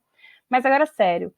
Esse foi um trabalho que eu apresentei no primeiro Congresso Brasileiro de Disfagia Neonatal e Pediátrica. Na verdade, esse trabalho ele foi uma coisa que aconteceu sem querer na minha vida, porque naquele momento eu não estava trabalhando com NEO, Eu já tinha trabalhado com NEL por muitos anos, e aí eu fui chamada para dar uma palestra de NEL para substituir uma fono. E eu falei assim, gente, mas eu não estou trabalhando com NEL atualmente, eu não uso bandagem NEL, e nem sei se usa. Né? E aí me deu aquela coisa assim, eu nunca usei. E aí eu fui e, enfim, tem um grupo internacional de algumas pessoas que fazem bandagem, eu pedi ajuda, gente, me dá uma ajuda aí, um suporte, etc. E aí a gente foi para campo, né? E aí eu fui para o Hospital da Mãe, fui super bem recebida pela Valéria, pela Maura e pelo Dr. Alfredo. E foi muito importante, foi muito rico para mim, porque, na verdade, foi uma coisa que continuou depois que eu saí, enfim. E foi muito legal porque a gente foi para campo e a gente foi assim, o que a bandagem vai fazer com essa população, né? Eu tenho aí um bebezinho com broncodisplasia, um DPOC grave, quer dizer, um broncodisplasia grave, e esse bebê não conseguia deglutir saliva, a gente não conseguia desmamar, e por aí foi acontecendo. E a gente começou o projeto com ele. Então a gente foi estudar qual era o efeito da bandagem na pele dessas crianças, a gente foi estudar qual era o efeito da bandagem dentro de uma isolete, de uma incubadora, que uma incubadora tem tantos graus, e será que a bandagem a tantos graus, a cola da bandagem, ela pode ser utilizada dentro de um ambiente com calor? Né? Qual o máximo de temperatura que a gente poderia utilizar a bandagem? A gente foi para campo para ver, será que uma estimulação sensório-motor oral que não dura 5, 7 minutos, a criança precisa ficar com essa bandagem o dia inteiro, para o resto do dia? Será que isso vai ser realmente eficiente para ela? Será que, se a bandagem for colocada durante a estimulação sensório-motor oral, isso pode fazer uma improve, uma melhora, dar um upgrade, vamos dizer assim, né, ao trabalho que a gente faz? Ou será que não é muito estímulo? Então, a gente ficou com um monte de dúvida. Foi muito legal que a gente teve como parceiros alguns médicos muito, muito, muito legais que vinham discutir com a gente, vinham questionar a gente e vinham falar, não faz isso com o meu paciente, não quero isso. E por que você não quer? A gente queria saber por que ele não queria mesmo, né? E a gente ia perguntar. Então, a gente acabou publicando não, a gente acabou levando isso para o Congresso, né? Que era assim, um diálogo de possibilidades mesmo, pensando no que era possível e no que não era tão possível assim para o uso de bandagem. Então, a gente acabou tendo esse raciocínio sobre o assunto e a gente levou isso para o Congresso e a gente teve uma resposta muito boa das pessoas que bateram um papo com a gente. E recentemente eu conheci uma pessoa que trabalha num hospital onde se usa bandagem há muito tempo por uma outra fono que eu esqueci o nome, desculpa que eu não lembro o nome dela. Se usa há muito tempo bandagem recém-nascido e elas usam direto e elas veem resposta, né? Nossa população, a gente usou direto, a gente não viu resposta. Então, quer dizer, qual é a resposta real, né? Então, foi esse o objetivo desse trabalho. Infelizmente, por contas de contrato, eu não pude continuar e ninguém pôde continuar, e a gente não continua o trabalho lá no Hospital da Mãe, esse trabalho parou, infelizmente. Mas são coisas que a gente aprende, né? Enfim. Então, só para a gente pensar nessa questão da utilização da bandagem na fonoaudiologia, a bandagem como um recurso que vai substituir a sua mão, a bandagem que necessita ter um efeito imediato, porque se ela não tem um efeito imediato, pode ser que ela não esteja eficiente para o seu paciente. Efeito imediato, eu quero dizer o seguinte, ela tem que modificar um comportamento de forma rápida. Claro que, por exemplo, aquele seu paciente que você falou com Zika vírus, muito provavelmente ele não vai ter uma resposta numa sessão, mas você quer tentar, tente num período, coloque isso dentro de um pensamento, né? Eu me lembro muito da Irene dando aula sobre eletroestimulação e ela falando que ela usava, enfim, dentro de uma população que não tinha resposta para a terapia fonoaudiológica tradicional, e ela falou assim, e aí, de repente, eu estava usando, já não via resposta numa sessão, em duas, em três, e ela na quarta, de repente, eu via uma resposta. Então, assim, isso é uma coisa que talvez a bandagem pode dar para esse tipo de paciente, tá? Aquele paciente que tem a corticalidade muito, muito avariada. Agora, aquele paciente que você está trabalhando, principalmente os pacientes com toxicidade orofacial, os pacientes mais, né, tem uma corticalidade próxima à normalidade, ou até os pacientes com AVC, que tem uma tendência a uma né, um reparo dessa corticalidade à medida que você estimula de forma organizada, na verdade, existe uma diferença na forma da utilização da bandagem, tá? Então, são coisas que a gente tem que começar a pensar. Então, esse paciente que eu falei agora, que é o paciente que a gente luta por um pensamento de resposta imediata, né? Porque, assim, se você pensa no paciente com AVC, você faz uma estimulação tátil térmico gustativa, você espera que ele tenha uma resposta imediata, ou seja, que ele faça uma deglutição, por exemplo, né? Então, se você usa uma manobra, você usa um exercício. Então, você espera que ele melhore o desempenho daquele movimento que você está fazendo. E aí, a gente usa isso e faz um raciocínio junto com os princípios de neurociência, porque esses princípios de neurociência são antigos, eles foram feitos para membros superiores e master, mas eles falam de aprendizagem motora, que para você modificar a corticalidade, não adianta você só usar, né? Você tem que usar e usar de forma gradativa, aumentar o esforço à medida que você for usando, você tem que aumentar a intensidade, você tem que aumentar o tempo de uso, e tudo isso vai facilitar a resposta que você tem no seu tratamento. Então, por que eu estou falando isso? Porque lá no final tem a questão da transferência e da interferência. Isso aí é essencial, por exemplo, para que a gente não tenha aquele efeito do detraining, né, da não resposta quando a gente tira a bandagem, porque isso é um outro problema, as pessoas falam muito isso. Até quando você utiliza a bandagem? Na verdade, não é até quando eu utilizo bandagem, né? A bandagem, ela é um coadjuvante da minha terapia fonoaudiológica. Eu estou fazendo a minha terapia fonoaudiológica, estou vendo que ela tem um efeito para aquele paciente do ponto de vista sensorial, melhorando para o motor. Então, eu estou trabalhando com aquilo. Então, eu vou aumentar o meu trabalho para que ele possa aumentar enfim, a resposta dele. Eu vou fazendo à medida que eu for aumentando, porque a minha terapia ela não pode ser a mesma da sessão 1 à sessão 10. Eu tenho que evoluir dentro do que eu estou fazendo, senão eu não vou chegar a lugar nenhum. Isso é interessante também com o uso de bandagem. Então, por isso que muitas vezes você começa com uma bandagem específica e você vai aumentando a dificuldade no uso da bandagem, aumentando a sensibilidade ou diminuindo a sensibilidade conforme o seu objetivo. Isso é o mais difícil de utilizar a bandagem. A forma como a bandagem você coloca a sua bandagem dentro do seu recurso, né? Da sua utilização no dia a dia. E aí, eu tenho 3 discussões rápidas com vocês. Uma, a gente já falou bastante sobre isso. A função motora pode ser organizada pelo sensorial, né? Então, assim, será que eu trabalhar o sensorial, eu posso organizar o motor? E sim, a gente sabe que isso aí já é uma verdade dentro de fonoaudiologia, de terapias, né? A gente fala muito da integração sensorial na terapia ocupacional, enfim, a gente sabe o quanto que o sensorial auxilia o motor e trabalha junto com o motor nessa questão, né? Então, aí, olha, a integração sensório-motor oral pode permitir uma execução mais eficiente do movimento? Sim, é possível. Existem questões. Então, a bandagem entraria como mais um recurso sensorial para facilitar o motor, e não como aquilo que puxa e puxa. Não é isso que a bandagem é. Não é isso, tá?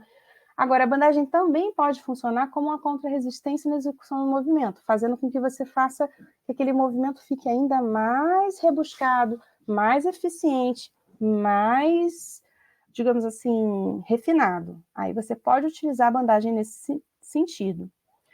Outra discussão é sobre a correção muscular. Lembra que eu falei para vocês que a Kinesiotherapy fala muito essa questão assim, eu só posso usar no músculo quando o músculo for palpável. Então, eu só posso usar, por exemplo, no masseter, porque eu sou fonoaudióloga, eu só posso usar no masseter. Os outros músculos não são tão fáceis de palpar, então não posso usar. Então, o que é isso, né? A correção muscular? É aquela correção onde eu vou, de alguma forma, utilizar a bandagem ou para inibir ou para facilitar um músculo, fazendo com que aquele músculo ou relaxe, vou usar esse termo, embora eu não goste dele, ou que ele aumente a sua contração, tá? Será que isso é viável? Será que isso é real? E eu conto um segredo para vocês, vou falar baixinho, mas cada vez mais se pensa em bandagem, que esse é um dos efeitos que menos funciona no uso da bandagem, de verdade. Pensando em fazer o músculo contrair ou o músculo relaxar. O que é diferente de você fazer um estímulo sensorial para modificar a corticalidade, para a corticalidade modificar o estímulo para o músculo. O pensamento é outro. O pensamento é outro, né? Outra coisa que se pensa, assim, a bandagem pode gerar efeito de adaptação. Então, quer dizer, se a gente tem mecanismos corticais para se adaptar aos estímulos sensoriais, por que a gente também não pode se adaptar à bandagem? Isso eu vejo muito na minha prática clínica. Isso é muito comum da gente ter esse efeito de adaptação. E a gente tem que tomar cuidado com ele, porque ele é real. Então, essa coisa de deixar a bandagem por dias a fio, talvez não seja mais eficiente para o seu paciente. Talvez ele precise realmente de um tempo maior, tá? Quando eu devo optar por uma aplicação que modifique o funcionamento do músculo ou o funcionamento do controle motor oral? Então, é exatamente essa última discussão que eu trago para vocês, para a gente ter essas inferências pensando nisso, né? O que eu posso modificar? Será que eu penso no músculo ou será que eu penso no controle motor oral? E a bandagem, talvez, ela possa... Eu falo tudo que talvez, porque não tem nada escrito sobre o assunto, não tem nada estudado sobre o assunto, nada pesquisado sobre o assunto, com uma metodologia eficiente para a gente dizer que isso é real. Mas da forma como a gente pensa a bandagem como recurso auxiliar na terapia, a gente pode pensar também como uma bandagem fazendo uma modificação no funcionamento do controle oral e não uma bandagem fazendo uma modificação no movimento do músculo propriamente dito. Isso aí é uma coisa que realmente muita coisa já caiu por terra, de verdade. Só para vocês fazerem um fechamento desse raciocínio, pensem só no bucinador. Esse eu apresento para vocês, esse aí é o bucinador, tá? Não sei se vocês conseguem perceber que a gente tem músculos como o risório, como o zigomático maior, zigomático menor, acima, à frente, né? Exteriormente ao bucinador, se é que eu posso dizer isso. E aí, como é que eu posso aplicar uma bandagem, né, da origem para a inserção do bucinador e fazer esse movimento com o bucinador, fazer o bucinador contrair? Se eu tenho outros músculos que estão por cima e que aí modificariam também a sua função, será que eles vão ser eficientes nessa mudança? Então, são esses raciocínios que eu quero que vocês pensem junto comigo. Vocês viram que eu só trouxe dúvidas para vocês, eu não trouxe respostas, né? Já vou fechar essas dúvidas de vocês. E aí eu trago um outro raciocínio, um raciocínio funcional. Olha como é que esse menino tem uma bandagem que ela está trabalhando muito mais a funcionalidade do que, propriamente dito, o músculo. Ele está, na verdade, com uma paralisia facial, ele é um diplégico, ele tem toda uma alteração corporal, inclusive, né? E ele tem uma paralisia facial importante. Então, o que fez nessa criança? Ó, isso, né? A bandagem teve um efeito funcional e até, digamos assim, de até puxar e sustentar não só o músculo, mas toda essa função do controle oral dessa criança. E aí, a gente faz outros raciocínios, como, por exemplo, a bandagem de orbicular. Vocês estão vendo uma criança que tem a mordida aberta de canino a canino, e aí eu coloco uma bandagem de orbicular. Primeiro, eu nunca vou fechar a boca dessa criança, mas eu vou melhorar a funcionalidade dela. Muito provavelmente, eu vou ter que trabalhar alguma coisa na região do masseter, alguma coisa que é um masseter que está pobre de movimentação, muita coisa na região da ATM. Para quê? Para dar sensorial para essa utilização. Olha, aí tem uns exemplos de bandagem para ATM. Muitas vezes é da ATM que a gente vai começar para fechar uma boca e não do orbicular. O raciocínio do músculo orbicular em cima, mas talvez aumentar o sensorial dessa ATM para fazer com que essa boca feche. Será que não é esse o raciocínio? São pensamentos, tá, gente? Isso aí não é para vocês fazerem. Esse é o trabalho da Márcia Puccieri. Isso aí não é para vocês fazerem como se fosse... Eu não quero que vocês tomem minhas palavras como se fossem verdades absolutas. Eu quero que vocês utilizem as minhas palavras para fazer um raciocínio crítico em cima do que vocês leem, do que vocês ouvem e do que vocês veem. E aí a gente tem um trabalho da Márcia Puccieri, que é essa fono do Rio, né? E ela também trabalhou aí num hospital importante lá no Rio, não lembro agora o nome, mas ela trabalhou com bandagem elástica para paciente fissurado. Inclusive aqui em Bauru é contraindicado. Eu acho interessante a gente falar isso porque esse tipo de aplicação, as pessoas falam assim, nossa, é uma coisa que vai ajudar todas as crianças, não necessariamente, tá? Então, a gente tem que ficar um pouco mais atento, porque os estudiosos do Centrim, que é um centro de referência no Brasil, falam que eles não utilizam a bandagem nas crianças. Então, são coisas que a gente tem que pensar juntos, tá bom? E para fechar nossa aula, eu já passei muito mais do que eu já falei para vocês que ia passar, me perdoem, enfim, não tenho o que fazer da vida nem vocês. Mas, só para a gente fechar legal essa aula, tem algumas tendências, tá? Que eu acho que é importante trabalhar o raciocínio também de vocês, porque existem novos raciocínios de bandagem, e esse raciocínio aí é sobre mini tape. Para você ativar um músculo, a função de um músculo, para você inibir a função de um músculo, você não precisa usar uma bandagem que vá da origem para a inserção, segundo a Esther Giroux, que criou esse tipo de bandagem aí com, por exemplo, essa bandagem de esternocleidomastoideu. Ela usa a bandagem apenas no ventre muscular. Então, assim, outros recursos, outras questões estão trazendo raciocínios diferentes para a utilização de bandagem e estão fazendo cair por terra raciocínios antigos com essa utilização. E aí, uma outra coisa que eu tenho trazido também nas aulas é um raciocínio da kinesiotaping sobre estética, né? E que cada vez muito mais é importante nas nossas vidas. Imagina que a gente envelhece. No entanto, existem formas de trabalhar, né? Eu trouxe só uma foto aí para exemplificar, não é bem assim que se usa, tá, pessoal? Não vai enfiar a bandagem na cara inteira achando que vocês vão ficar lindas e maravilhosas, que não é bem assim. Mas existem raciocínios, enfim, pensando na estética para atenuar linhas de expressão, para diminuir determinadas marcas. Só que eu já falo para vocês que a bandagem elástica, se eu quiser atenuar essas linhas que acabam com as nossas caras, a gente não pode usar uma coisa que seja elástica, porque nós vamos continuar nos movimentando. Então, talvez a gente vá priorizar bandagens rígidas e não bandagens elásticas. Enfim, gente, o que eu trouxe para vocês foram dúvidas. Porque, na verdade, eu tenho muita dúvida na utilização. Eu nunca utilizo a bandagem. Outro dia eu falei isso numa aula, as pessoas se assustaram. Lá no hospital eu faço 30 atendimentos por semana, isso 30 atendimentos semanais.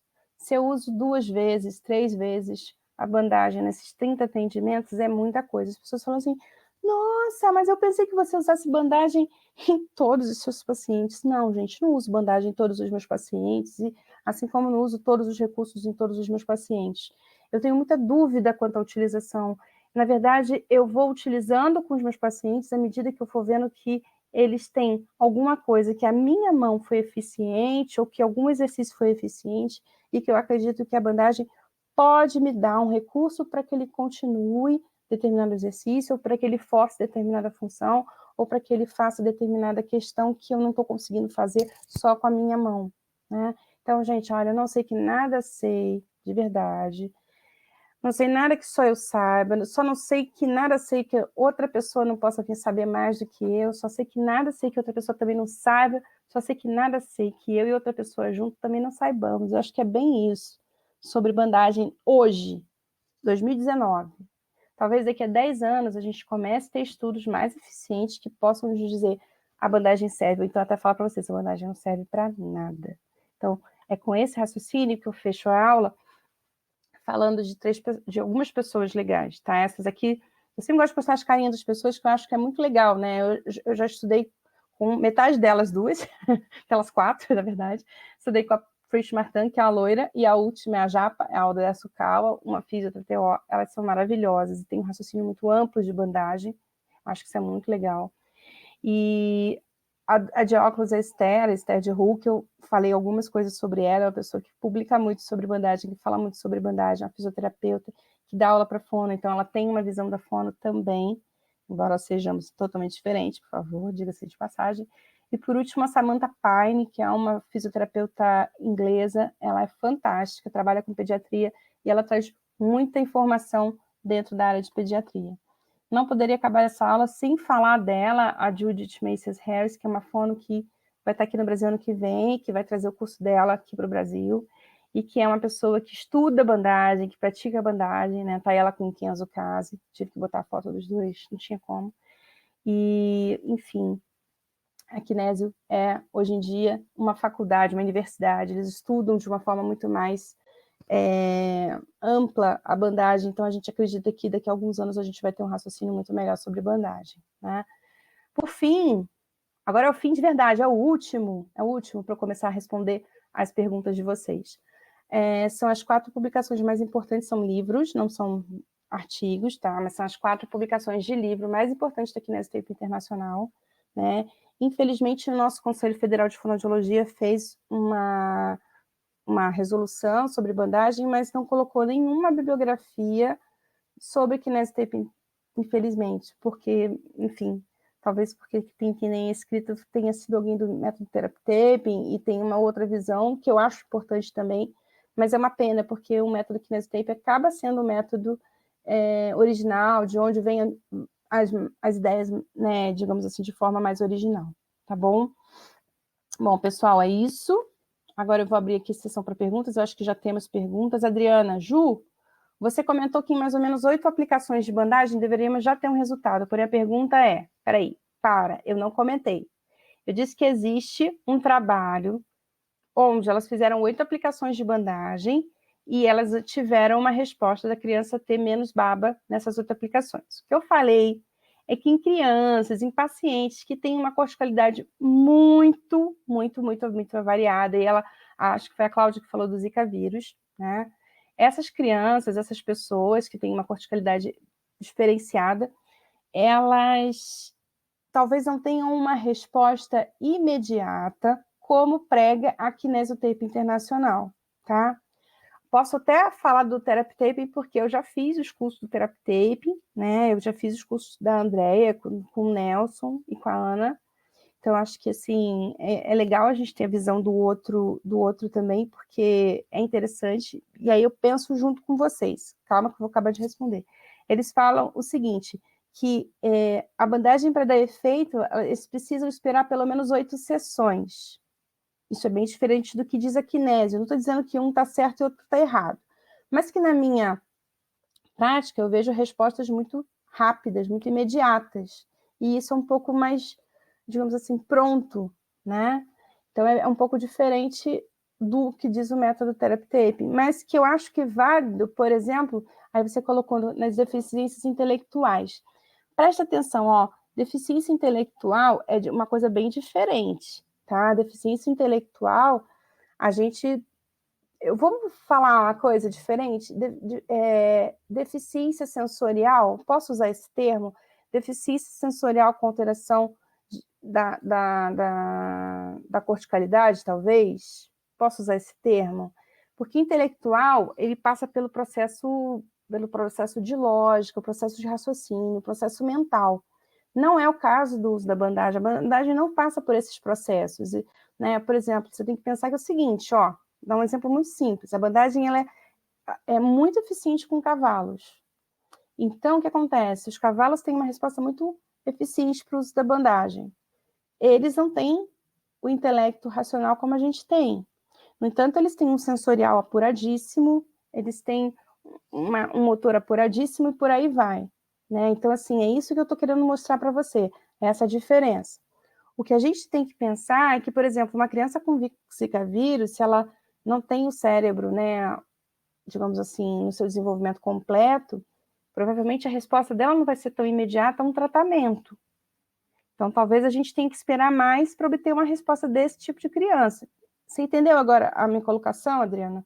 Porque é diferente quando a gente fala o seguinte, que a resposta tem que ter em 8 sessões.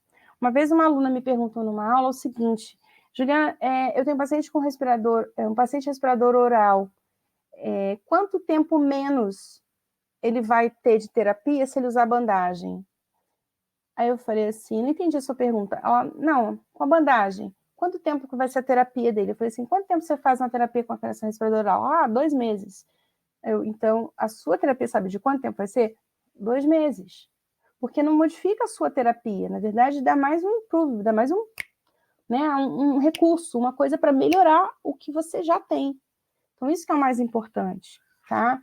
Isso que eu acho que vocês têm que fazer o raciocínio quando a gente utiliza a bandagem, tá? Mas o cérebro não tem que receber essa sensação? Sim. Mas você entende que é diferente a deficiência intelectual, no sentido de, por exemplo, vamos pensar num Down, que tem uma deficiência intelectual grave. Não estou fazendo do Down comum, não, tá, gente? Estou falando do Down que tem associado a deficiência intelectual grave. O que acontece? Ele não vai ter resposta? Claro que ele vai ter resposta, porque o sistema sensorial dele precisa ser trabalhado. É um exemplo, isso. Então, assim, elas seriam mais lentas no processamento sensorial também? Não necessariamente. Não necessariamente. Então, é isso que a gente tem que fazer o raciocínio. A gente tem que fazer o raciocínio se isso vai ser uma resposta mais lenta por conta do intelecto, do processo racional, porque a bandagem não passa pelo processo racional. É isso que eu quero te dizer, entendeu? Agora, se o sensorial ele é rebaixado por outros motivos, por exemplo, muito simples, um paciente comatoso dentro de um hospital. Ah, eu não tenho nada para fazer com esse cara, eu vou botar bandagem. Eu já ouvi isso também de colega falando. Aí eu, então tá bom, o cara tá lá sedado, o cara tá lá sem resposta, Glasgow 0, não, tô brincando, Glasgow 6. Para que você vai colocar a bandagem? Aquele cérebro não tá nem aí para você, aquele cérebro tá em Ório, não tá aqui no mundo, no nosso mundo. Então, quer dizer, para que usar a bandagem em cérebros que não vão responder? Então, assim, não é pensar só na bandagem, é pensar na terapia fonoaudiológica como um todo. Responde a sua pergunta? Acho que sim, né? Mais perguntas? Ana Paula está digitando, vai me perguntar alguma coisa cascadura, vamos lá. Brincando, tá, Ana? Bom, Ana, Ju, em pacientes oncológicos que passam por radioterapia e têm uma sensibilidade na pele, bandagem é contraindicada ou existem formas de amenizar possíveis incômodos? Boa pergunta, muito bem, Aninha. Bom, pacientes oncológicos, na verdade, a gente utiliza geralmente a bandagem. Eu tenho feito um trabalho, era isso que eu falei, assim, não posso falar agora porque só vou né, só vai sair no congresso lá de, como é que é? Lá de cabeça e pescoço, né? Eu tenho uma colega chamada Bruna, esqueci o sobrenome dela, sou péssima de nomes, mas a Bruna, ela trabalha com essa população, eu não trabalho com essa população, e a Bruna trabalha com essa população, e ela começou a me mandar umas questões, e eu comecei a pensar junto com ela, e a gente vai publicar, não, a gente vai mandar para o congresso, tomara que seja aceito, né? Eu estou crendo que vai ser aceito, e a gente fala exatamente disso, né? O uso da bandagem em pacientes oncológicos pós-radioterapia, que precisam desse recurso para ajudar, auxiliar na drenagem. São pacientes que têm dificuldade de fazer a drenagem, enfim, a gente está usando a bandagem nesse sentido, né? Pacientes que têm esvaziamento cervical quase total, vamos dizer assim, então, tomara que seja aceito, tomara. E aí o que acontece? É nesse sentido, Ana, que a gente tem visto, né, peles muito sensíveis, mas o máximo que a gente já pegou foi 45 dias. Então, quer dizer, 45 dias depois radioterapia, a gente já tem uma pele que está sensível, mas não está tão sensível como, por exemplo, eu lá no hospital pego os pacientes para triagem, não para atendimento, mas eu pego os pacientes para triagem, pacientes que estão em radioterapia, que estão fazendo as suas sessões naquele momento, e eles estão com a pele que eu falo, caramba, eu não vou nem passar a mão nessa pele, eu sou muito cuidadosa com a pele do outro, né? Eu não sei o que eu não posso tratar, eu não vou tratar, eu não vou mexer. Então, nesse sentido, eu acho que a gente tem que tomar realmente um cuidado. A gente não tem contraindicação, mas a gente também não tem indicação quando a gente tem uma pele muito sensível, tá? Porque a bandagem tem, como é que é o nome? Tem cola, e a cola pode machucar a pele, isso não é nada legal, né? Então, nesse sentido, Ana, a gente tem que pensar em algumas estratégias. Existem coisas que a gente pode fazer, não para reduzir o incômodo, mas para reduzir a cola da bandagem, como, por exemplo, tirar a cola da caixinha onde ela vem. A gente tira a cola da caixinha original onde ela vem, coloca num lugar também protegidinho, né? Geralmente aqueles saquinhos Ziploc, etc., que isso a gente já, só de tirar da caixinha onde ela vem, a cola já diminui o seu efeito. Para a gente, então, que demora a utilizar uma fita, porque a gente corta pedaços pequenos, é interessante que a gente tenha esse conceito, porque se a gente tirar da caixa original, muitas vezes a gente perde a cola muito rápido, né?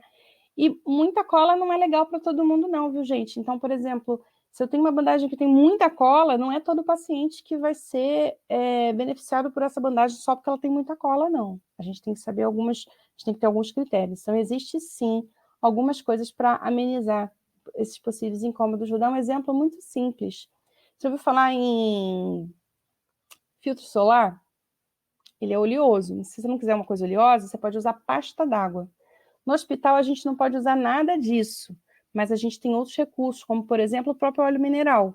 A gente passa o óleo mineral, a gente tira o excesso para aplicar a bandagem em cima. Claro que a utilização da bandagem vai ser num tempo menor, mas a gente garante, e a gente deve sempre garantir, essa pele mais limpa, né? Essa pele mais limpa não, essa pele mais bem cuidada. Sim, eu vou responder a pergunta da Giovana, depois eu volto para a sua pergunta, Adriana. Não esqueci de você. Falando dos pacientes oncológicos, após a radioterapia a longo prazo, eles ficam com redução de mobilidade do pescoço. A bandagem pode ajudar, sim. Na verdade, aí pensando nesse pode ajudar, a gente pensa assim, eles ficam com a mobilidade de pescoço reduzida porque eles estão desidratados, o metabolismo da área não é o mesmo, a gente precisa reidratar essa área, tá? Começa pelo primeiro passo, a questão da hidratação. O segundo passo também é a questão do próprio edema. E o terceiro ponto é a questão da face, que por conta muito enfim, da falta de hidratação, essa face, ela fica pouco móvel, fica grudada nessa musculatura, e você tem que aprender a mobilizar isso aí também, né? Então, existem técnicas para isso, de terapia manual, mas existe principalmente assim, o uso da bandagem, para quem não sabe utilizar essas técnicas, é interessante por conta daquele efeito de descompressão que eu falei para vocês. Se você tem uma bandagem que tem esse efeito de liberar a pele, ela pode muito bem também ajudar a mobilização das estruturas que são subjacentes à pele, né? Responde a sua pergunta, Gi? Espero que sim. Vou ver a pergunta da Adriana agora. Ok, obrigada. Assim, que bom. Qualquer coisa pode perguntar de novo, tá? Pergunta da Adriana. Então, não poderemos prever o número de sessões e sim, de acordo com a resposta, nas sessões a mais a bandagem. Não podemos fazer essa previsão, Adriana. Não podemos, não devemos e não queremos. Por quê? A gente é fonoaudiólogo, a gente não é técnico de aplicação de bandagem, tá? Uma das coisas que me fez decidir não seguir em frente nos estudos da Kinesioterapia Internacional e virar instrutora da Kinesioterapia Internacional era exatamente essa coisa de você sair da fonoaudiologia, sair do estudo da sua área para você se dedicar a uma coisa que é global, né? Para fazer a prova de kinesioterapia tinha que estudar o corpo inteiro. Tem que ser, você tem que aprender tudo. No entanto, a gente tem um problema aí, que é um problema da gente sair da nossa profissão. Então, o que eu fiz? Eu preferi estudar outros métodos, eu preferi estudar com outros professores mais especializados para aprimorar para a minha fonoaudiologia. Não para me aprimorar num só método e ficar bitolada por aquele método. Porque hoje o que eu falo para vocês é dentro da raciocínio de fonoaudiologia, não raciocínio de kinesiotape, tá? Mais alguma pergunta, gente? Eu já ultrapassei a hora, isso é super feio de se fazer, principalmente num webinar, a gente não pode ultrapassar a hora, mas eu estou vendo vocês tão, assim, interessadas que eu estou deixando, né? Ana Paula, a última, Ju? Não, pode responder. Quem tiver que ir embora, eu vou entender, tá? Até porque já são 10 horas da noite, estou preocupada com vocês, mas eu vou deixar de verdade aqui para vocês. Demora a gravar 2, 3 dias, tá? E eles me mandam depois esse vídeo, depois eu vou disponibilizar para vocês, não se preocupem, eu mando por e-mail de vocês o link. Última, Ju, nos idosos, onde a pele perde elasticidade, sustentação, a aplicação da bandagem se modifica? Modifica totalmente, Ana. Na verdade, imagina o seguinte, ó, vamos para mim, que eu tô aqui, vocês estão me vendo, né? Eu tô com uma papada sinistra, porque eu tô gorda. Então, o que acontece? Tem tecido adiposo aqui. Então, a gente tem a pele e tem o próprio tecido adiposo, certo? Então é isso que eu quero que vocês façam raciocínio. Vai ter o mesmo efeito com esse bando de tecido adiposo até chegar no meu músculo? Pensando em mim e pensando numa pessoa mais magra? Muito provavelmente não vai ter o mesmo efeito, tá? Então, provavelmente você vai ter que ajustar a sua aplicação à pessoa. Então, para isso você vai observar a resposta e, ao contrário do que vocês pensam, eu posso ser até mais sensível do que outra pessoa que tenha um pescoço mais fino. De repente, se eu emagrecer, eu ficar menos sensível. Isso é possível acontecer também, tá? Então, é isso que eu quero que vocês pensem. O que vocês vão fazer ali, na verdade, a bandagem atualmente, ela está apenas no uso experimental. Eu vou ser muito sincera com vocês, com os pacientes que eu uso bandagem, eu não cobro a mais. Quimioterapia, não acho que se deve cobrar mais. Por quê? Porque eu não tenho, eu falo para eles que é um recurso onde eu não tenho como dizer para eles que é um recurso eficiente. Então, eu falo, olha, eu vou usar um recurso que é experimental, que eu não sei se ele vai melhorar, né, mais rápido, menos rápido, mas eu vou utilizar um recurso que pode ser interessante para você. Você permite? Ah, permito. Explico como é o recurso, explico que eu não vou machucar a pele dele e utilizo o recurso. Ou para a família, ou enfim, para quem for. E aí eu vou utilizar o recurso e vou mostrar isso para o paciente. Então, isso é interessante, a gente ter essa visão do que a gente está fazendo e o que a gente está pensando em fonoaudiologia como um todo, entendeu? Porque, assim, a ideia é da gente pensar exatamente no quem é o paciente e personalizar isso para cada um. A gente sabe a utilização do recurso e a gente vai modificar conforme cada paciente. Então, voltando à pergunta da Ana, pensando no idoso, muito provavelmente a gente tem aquele idoso que a bandagem vai colocar aqui e vai vir pelanquinha para cá e pelanquinha para cá, Ana. E aí, como é que você faz? Será que vai ter a mesma resposta do idoso que, enfim, é todo durinho? Ou então todo durinho não, todo molinho, mas que não tem tanta pelanca? Claro que não vai ter a mesma resposta. Para isso, você tem que observar a resposta que ele tem, tá? Então, e sim, de que forma, né? Primeiro, geralmente eu estico, e geralmente não, para todos os pacientes eu estico a pele na hora da aplicação da bandagem. O fato de esticar a pele me ajuda a ver exatamente onde eu estou aplicando.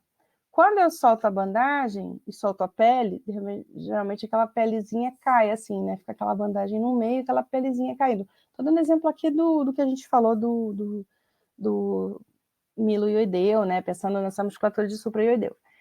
Então, assim, a gente tem que realmente remodelar a nossa utilização. Para alguns pacientes, eu geralmente venho até aqui em cima, aumento o uso da fita, desde que não diminua a mobilidade ou então atrapalhe o que eu preciso dele. Então, isso é uma coisa que eu posso fazer um raciocínio um pouco melhor.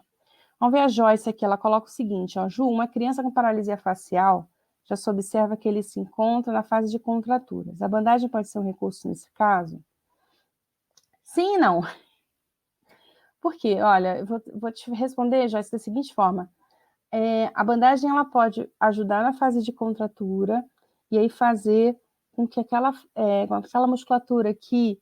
Vamos pensar assim, né? Na fase onde a pessoa tem já alguma mobilidade da face paralisada, pode ser? Tá? Obrigada, Van. Venha sempre, volte sempre. Um beijo para você, querida. Voltando à pergunta da Joyce. Na verdade, assim, o raciocínio que a gente tem que fazer, Joyce, é o seguinte. Primeiro, paralisia facial central ou periférica, né? Periférica, central é muito fácil. Você pode utilizar a bandagem na paralisia central em qualquer momento da paralisia central. Logo após o AVC, por exemplo, logo após a lesão, você pode utilizar a bandagem, ou você pode utilizar até por anos depois, como um recurso que vai te ajudar a perceber o movimento, né? Quer dizer, ajudar o paciente a perceber o movimento que ele precisa fazer. Nessas bandagens, eu não utilizo bandagem em músculo, eu utilizo uma coisa chamada bandagem vetorial. O que é a bandagem vetorial? É a bandagem, o vetor do movimento. Então, por exemplo, eu tenho bandagem vertical, horizontal e diagonal, tá? Pensando nos músculos do terço médio superior. Pensando nos inferiores, né? Ó, eu tenho um músculo diagonal, e aí eu vou tendo outros músculos aqui para trabalhar. Só para a gente ter esse raciocínio. Por quê? Por que você não pensa no músculo? Porque não é um só músculo que faz esses vetores de movimento. E quando a gente trabalha com paralisia facial, a gente geralmente trabalha com vetor de movimento. Então, trabalhar o músculo a músculo, muitas vezes, quando você está trabalhando aqui, olha, o vetor diagonal, você está trabalhando zigomático maior e menor, ó. Então, assim, o que acontece nessa criança com paralisia facial? Não sei, se ela tiver uma paralisia facial periférica, tá? Pensando nas paralisias faciais periféricas, aí eu tenho um cuidado um pouco maior pelo fato de não saber em que fase que ela está, né? Se ela está em fase de contratura, sua criança deve ser paralisia facial periférica, provavelmente.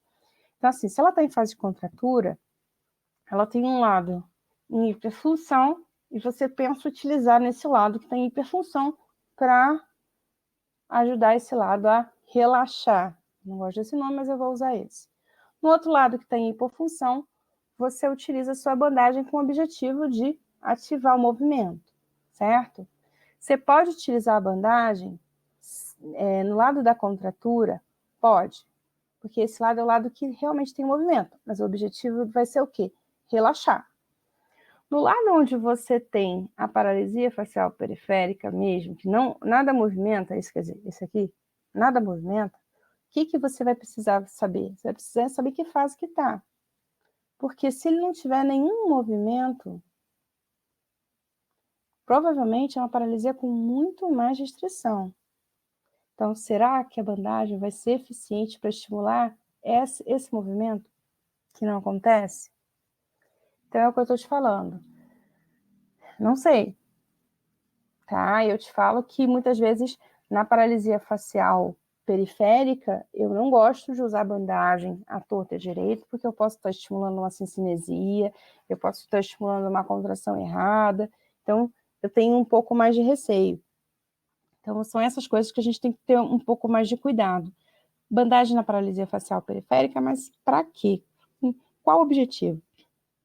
E aí você não me perguntou, mas assim, nesses casos, já tem um lado com contratura e um lado sem movimento, nesse intuito de pensar em fazer um movimento, eu tenho a tentativa de fazer dos dois lados, só que com objetivos diferentes, tá? Respondi sua pergunta, Joyce? Está escrevendo. Mais alguém tem alguma pergunta dessas pessoas bacanas que me aturaram até as 11h12 da noite? Meu Deus do céu, vocês não têm pai, não têm mãe, não têm filho, tem nada pra fazer em casa, né? Nem eu. Enfim, pessoal, muito, muito obrigada pela presença de todo mundo, tá? Pessoal da FMU, um beijo enorme para vocês. Vocês viram que, assim, tentei fazer um bate-papo informal, uma coisa para ser bem tranquila, para vocês não ficarem naquela coisa assim de, ai, nossa, é difícil, é isso, é aquilo, porque eu acho que esse é o mais importante. Muito obrigada aí pela oportunidade. Meus amigos das outras universidades, muito obrigada pela sua presença, né? Obrigada aos professores de vocês que também trouxeram vocês para cá, para estarem aqui com a gente hoje. E muito, muito, muito obrigada. Até uma próxima oportunidade, viu? Tchau para vocês, uma boa noite, viu?